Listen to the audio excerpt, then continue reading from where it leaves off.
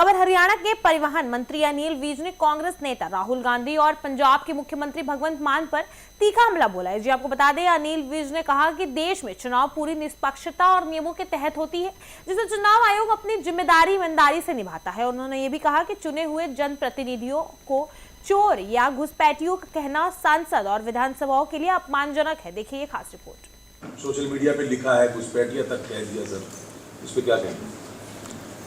That is contempt of parliament and contempt of assemblies.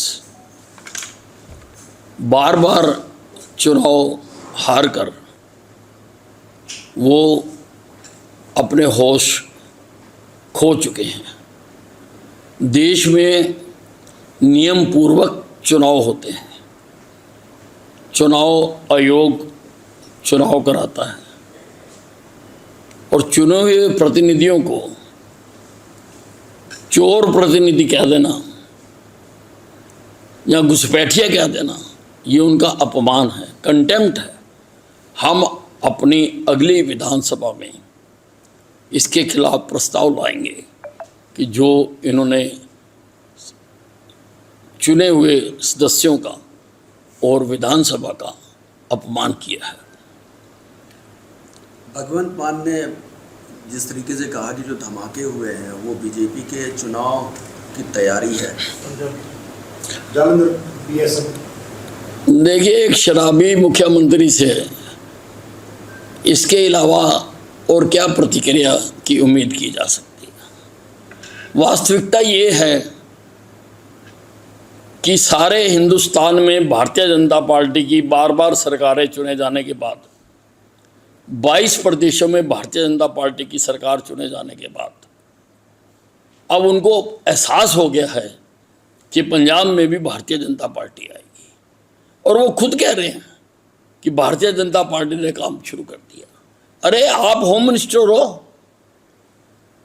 आप इतनी गैर जिम्मेदाराना बात कैसे कह सकते हो?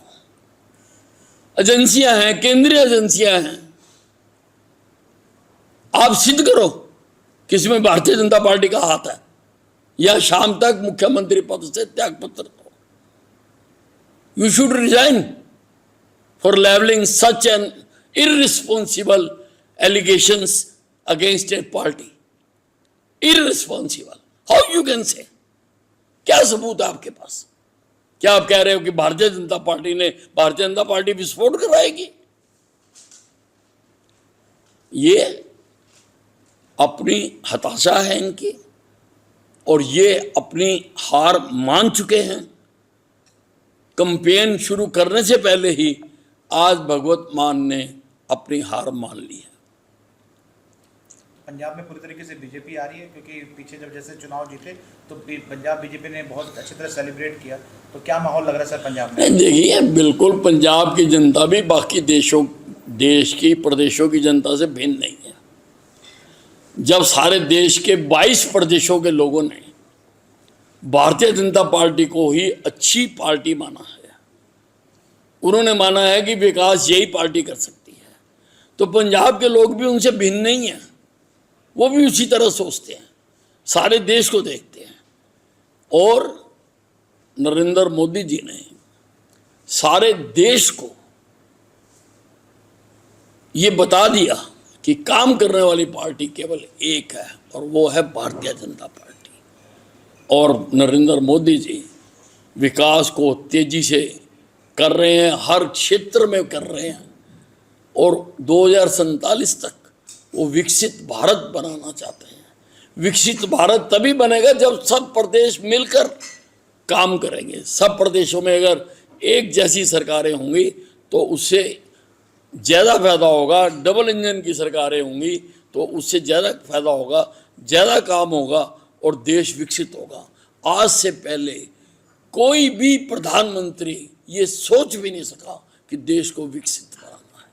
पश्चिम बंगाल में भी कोई भी प्रधानमंत्री, इतने प्रधानमंत्री आए और चले गए। हमारे से बाद जो देश आज़ाद हुए वो विकसित हो गए, लेकिन हम आज भी नाली, सड़क, पानी की लड़ाई में फंसे हुए हैं। एक प्रधानमंत्री ने संकल्प लिया है कि वो देश को इससे बाहर निकालना चाहता है, ये सब चीज़ें मुहैया कराना चाहता है, देश को विकसित बनाना चाहता है 2047 तक, तो जनता प्रधानमंत्री मोदी का साथ दे रही है।